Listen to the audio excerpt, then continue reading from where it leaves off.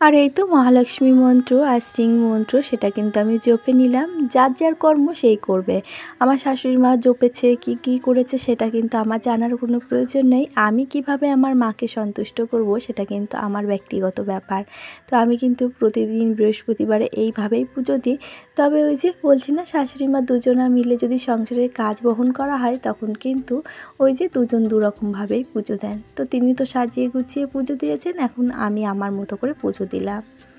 আর এই যে দেখো ঠাকুরঘরটাকে কিন্তু খুব সুন্দরভাবে সাজানো হয়ে গেছে। আর গত দিনের ভিডিওতে আমাকে একটা বন্ধু আমাকে কমেন্ট করেছিল যে প্রদীপটা ক্লোজলি দেখাতে। আমি কিন্তু রোজই তোমাদের সাথে প্রদীপটা ক্লোজলি দেখাই। এটা বলার কারণ আমি বুঝতে পেরেছি। আমি বলেছি যে সপ্তাহে আমি 2টো দিন প্রদীপ মাজি, সেজন্য সে ভেবেছে যে 2টো দিন প্রদীপ মেজে কিভাবে পরিষ্কার থাকে। তো দেখতেই পেলে আজ কিন্তু প্রদীপটা কেমন চকচক করছে। আমি প্রতিদিন যখন ঠাকুরঘরে যাব তোমাদেরকে ক্লোজলিভাবে প্রতিদিনের প্রদীপটাই দেখিয়ে দেব। দেখবে প্রতিদিন যদি নাও মাজা হয়, সপ্তাহে 2 দিন যদি প্রদীপ মাজা হয় তাতেও কিন্তু প্রদীপটা চকচক থাকে। কি বলো তো, এই প্রদীপের জ্বলন্ত শিখা এটাই কিন্তু তোমাকে তোমার পরিবারের নেগেটিভ এনার্জি আছে নাকি নেই সেটাই কিন্তু বুঝিয়ে দেয়।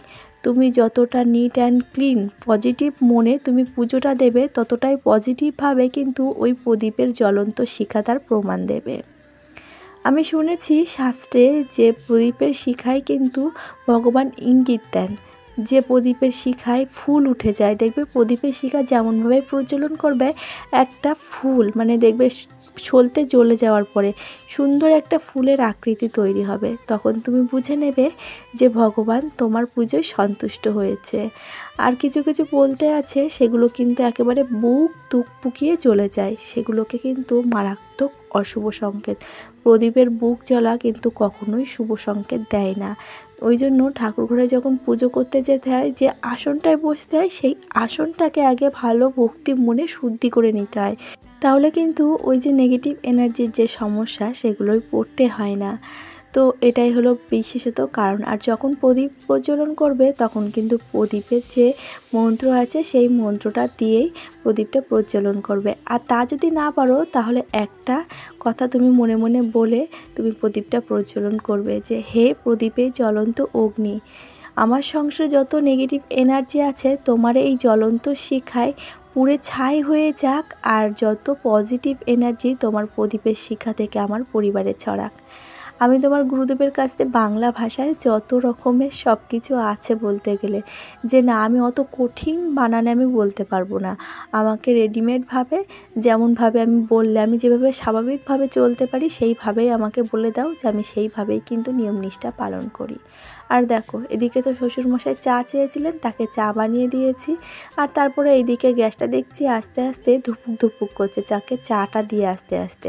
তো এর মধ্যে দেখি গ্যাসটা লিভে গেছে। কি সমস্যা বলো তো, এই যে রান্না করতে করতে এখন গ্যাস লিভে গেছে, এখন কিন্তু আমার সব কিছু আবার ধরে বেঁধে নিয়ে যেতে হবে এই যে কাঠের উনানে রান্না করতে। কত রকম সমস্যা দেখো। এদিকে উনানটা তো ল্যাপাও নেই।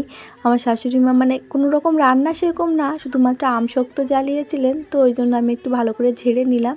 তবুও ওই যে বাসি উনুন, তো সেটাতেই আজকে কিন্তু আমাকে মানে জ্বালাতে হচ্ছে। মনটা কেমন খুঁতখুত করছে যে বাসি উনুন জ্বালাচ্ছি। তবে তেমনভাবে তো কোনো মাছ মাংস কোনো কিছু জ্বালানো হয়নি, শুধুমাত্র আমশক্তই একদিন জাল দেওয়া হয়েছিল। তো এরকমভাবে একটা পজিটিভ মাইন্ড নিয়েই কিন্তু আমি উনুনটাকে জ্বালিয়ে নিচ্ছি। তো একটাই আমার কপাল সৌভাগ্য যে এখন কিন্তু বৃষ্টি হচ্ছে না। তবে ওই যে বৃষ্টি হচ্ছে না বলা ভুল, ওই যে ফিসফিস করে যে বৃষ্টিটা হয় সেটাই হচ্ছে। আর আজকে খুব একটা বৃষ্টি হয়ও নি। গতকাল যেমন হয়েছিল কোনো রকম ধরন দেয়নি বৃষ্টির, আর আজকে মোটামুটি আকাশটা বেশ ভালোই দিয়েছে। তো ওইদিকে জাল ধরিয়ে সোজা এই ঘরে চলে আসলাম, কেননা এই ঘরে কিছু কাজ বাকি আছে। তো এইগুলো আবার টেনে হেঁচড়ে না নিয়ে যাওয়ার থেকে বরঞ্চ এখান থেকে একেবারে ডিরেক্টলি রেডি করে নিয়ে যায়। তো ওদিকে টক দই নিয়ে এসেছিলো তোমাদের দাদা ভাই, সেই টক দইটাকে ফাটিয়ে নিচ্ছে। আর ওদিকে চিংড়ি মাছ দেখেছো, হাতে গোনা 9খানা চিংড়ি মাছ আছে। তো ভাবছি যে চিংড়ি মাছের একটু মালাইকারি মতো বানাবো। তো এখন নারকেল চিবড়ানোর সময় নেই, তার জন্য টক দই নিয়ে আসতে বলেছিলাম। তো সেটা দিয়েই ভাবছি একটু কষা কষা মতন মালাইকারির মতো বানাবো, তাহলে বাবুরা খেয়ে নেবে। আর এদিকে মাছের ডিম দিয়ে আর আলু দিয়ে একটা পাতলা ঝোল করে নিয়েছি। যাক হয়ে গেল একটা তরকারি। এটা তো গ্যাসে অর্ধেক হয়ে গেছিলো, তার একটু বাকি ছিল, তো সেটাকে উনুনে এসে আর একটা কড়াইতে ট্রান্সফার করে দিয়েছি, যেহেতু এই কড়াইয়ের তলাটা কালি লাগানো। আর এটা প্রচুর আগের কড়াই। আমার বিয়ের আগের থেকে আমার শাশুড়িমা এই কড়াইটাতে রান্না করতেন, আমিও কিন্তু এসে এই কড়াইটাতে রান্না করেছি। তবে এই কড়াইটার তলা এত পাতলা হয়ে গেছে আর কড়াইটার তলা গেছে ফেটে, তো এটাতে খুন্তি বেঁধে যায়, তার জন্য কিন্তু এটাতে রান্না করা হয় না। তবে সময় বিশেষ, এই যে এখন আমার শাশুড়িমা যেমন আম শক্ত যখন জাল দেয় তখন কিন্তু এই কড়াইটাতেই তিনি জাল দেন। এটা বড় সড়ো কড়াই, আর আমি যেহেতু অল্প অল্প রান্না করি ওই জন্য ছোটো কড়াইটাতে আমার রান্নাবান্না হয়ে যায়। তো আমার শাশুড়িমা যখন আলাদা হয়েছিলেন এক সংসার থেকে আর এক সংসারে, তখন থেকেই কিন্তু এই কড়াইটায় তিনি রান্না করতেন। তাহলে আজকের কথা না, এই কড়াইটার বয়স আমার থেকেও বেশি। আর এদিকে দেখো টক দই দিয়ে একেবারে রেডিমেড মালাইকারিটাও কিন্তু প্রায় আমার রেডি হয়ে গেছে। ওদিকে দেখলে কড়াইতে শুকনো লঙ্কা আর গোটা জিরে ফোড়ন দিয়েছি। তেজপাতা এখন গাছ থেকে ছিঁড়তে যায়নি, কেননা এখন পেছন দিকে জোকের বাহার হয়েছে, গতকাল তো দেখাচ্ছিলাম জোক। তো সেটাকে দিয়ে ফোড়ন দিয়ে তার ভেতরে দিয়েছিলাম পেঁয়াজ কুচি, টমেটো কুচি আর চিংড়ি মাছ। সেটাকে দিয়ে একটু ভাজা ভাজা করে বেসিক যেমন মশলা হয় আদা, জিরে, রসুন, শুকনো লঙ্কা এগুলো একটা পেস্ট করে রেখেছিলাম, সেটাকে দিয়ে এই যে ভালো করে নাড়িয়ে চাড়িয়ে তেল ছাড়া হয়ে গেলে তখন তার ভেতরে টক দইটা দিয়ে দিয়েছিলাম ফেটিয়ে রেখে। আর টক দই দেওয়ার পরে কিন্তু গ্যাস হোক কিংবা উনান, তো সেটা হচ্ছে একটু লো মিডিয়ামে জাল দিতে হয়, তাহলে গিয়ে টক দইটা আর কাটে না। আর এই যে দেখতে পাচ্ছ বৃষ্টি হয়ে হয়ে দরজার কাছে এমনভাবে স্লিপ হয়ে থাকে যে সেখান থেকে কিন্তু হাঁটাচলা খুবই ভয়ঙ্কর হয়ে যায়, যে কখন কি পা পিছলে যায়। তো রান্নাবান্না করে তারপরে গিয়ে বাসন কুসন মাজা ধোয়া করে খেয়ে দিয়ে একটু রেস্ট নিয়েছিলাম। আর এখন দেখো আলতা পরতে বসেছি। তো আলতা পরার জায়গা কি বলো তো, এই যে ছাদের উপরে কেন আলতা পরি, তোমার এই ছাদের পরতে একটু সুবিধা হয়। এই যে আলতা পরতে গেলে ছড়িয়ে ছিটে যায়, আর আলতার বোতলটা যেহেতু আমি সিঁড়ির উপরে এনে রেখে দিয়েছি, ঘরের মধ্যে রাখলে আবার বাবুরা দুষ্টুমি করা শুরু করে, তো এর থেকেই কতবার করে ঢেলে ঢেলে নিয়ে যায়। এক বোতল আলতা ছিল, সেখানে কিন্তু এই যে অল্প একটু রয়েছে। আর আজ যেহেতু বৃহস্পতিবার, সেজন্য কিন্তু আমি এই আলতা একটু না পরলে আমার জন্য মনটা কেমন খুঁতখুত করে, কেননা বৃহস্পতিবার হবে আর একটা গৃহবধূ পায়ে আলতা পরবে না, তো সেখানে কিন্তু একটু ভালো দেখায় না।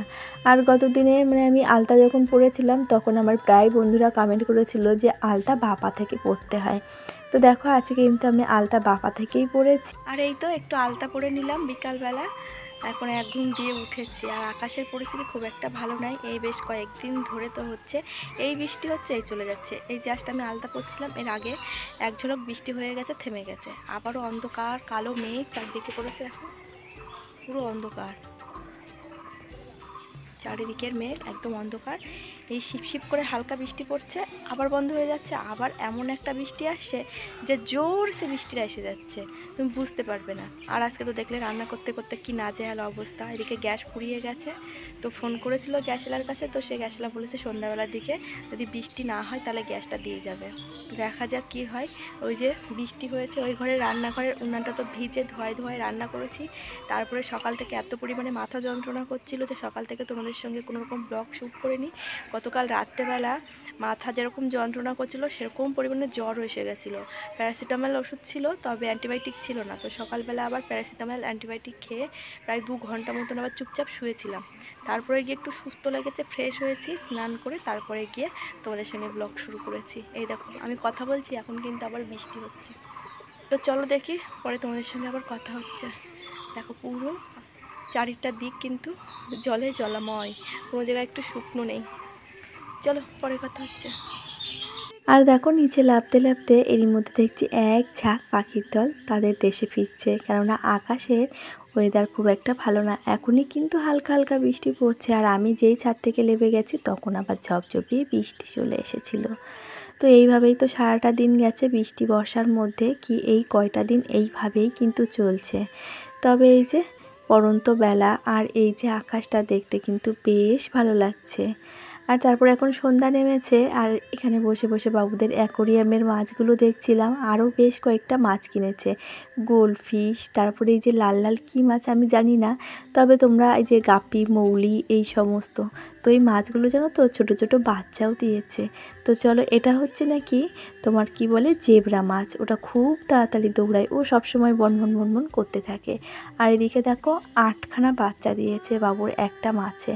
আর সেইগুলোকে আবার আলাদা একটা কৌটোর ভেতরে রেখে দিয়েছে। আর বাদবাকি মাছ কিন্তু সবটাই ওই যে শোলার অ্যাকোরিয়াম বানিয়েছে সেটার ভেতরেই আছে। আর ওদিকে দেখো আমার শাশুড়ি মা গেছে সন্ধ্যা দিতে, আজ বৃহস্পতিবার, সেজন্য কিন্তু তিনি ধুনো জ্বালছেন। আর এখন কিন্তু বৃষ্টি হচ্ছে। আমার শ্বশুরমশাই গেছিলো বাজারে বাবুদের জন্য খাবার আনতে, তো দেখা যাক কী খাবার নিয়ে এসেছে। তো ওইদিকে দেখতে পাচ্ছ শাশুড়ি মা কিন্তু এখনও ধুনো জ্বালিয়ে যাচ্ছেন। তো বৃষ্টি কিন্তু দেখতে পাচ্ছ কেমনভাবে পড়ছে, এখনও কিন্তু বৃষ্টি পড়েই যাচ্ছে। আর বাইরে ঠাকুর ঘর হলে না অনেকটা সমস্যায় পড়তে হয় আমাদেরকে। আর বৃষ্টি বর্ষার মধ্যে কিন্তু এইভাবে ঘরে বাইরে আমাদেরকে সমস্ত রকম দায়িত্বগুলোকে পালন করতে হয়।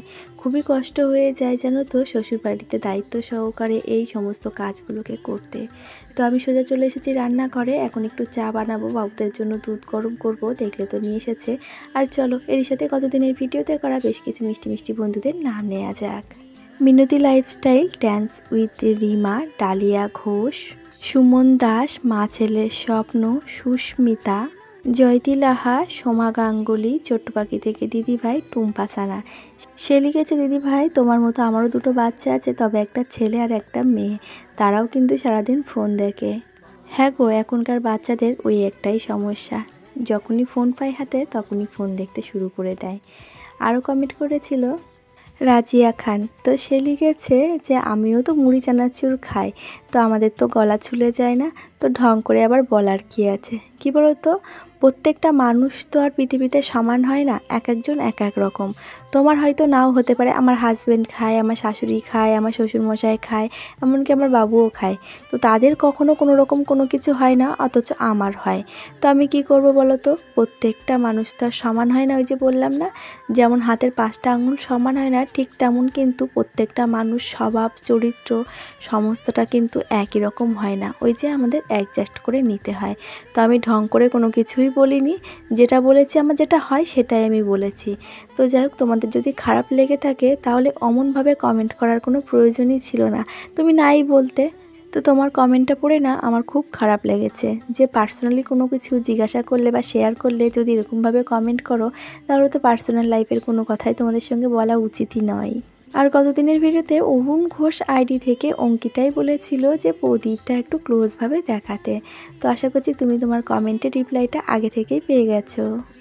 আরও কমেন্ট করেছিল শম্পা বিশ্বাস দিদিভাই, সুদীপ্তা দেবনাথ, শর্মিষ্ঠা ব্লগ, মনোয়ারা। সে লিখেছে, নাগো দিদি আমি রাগ করিনি।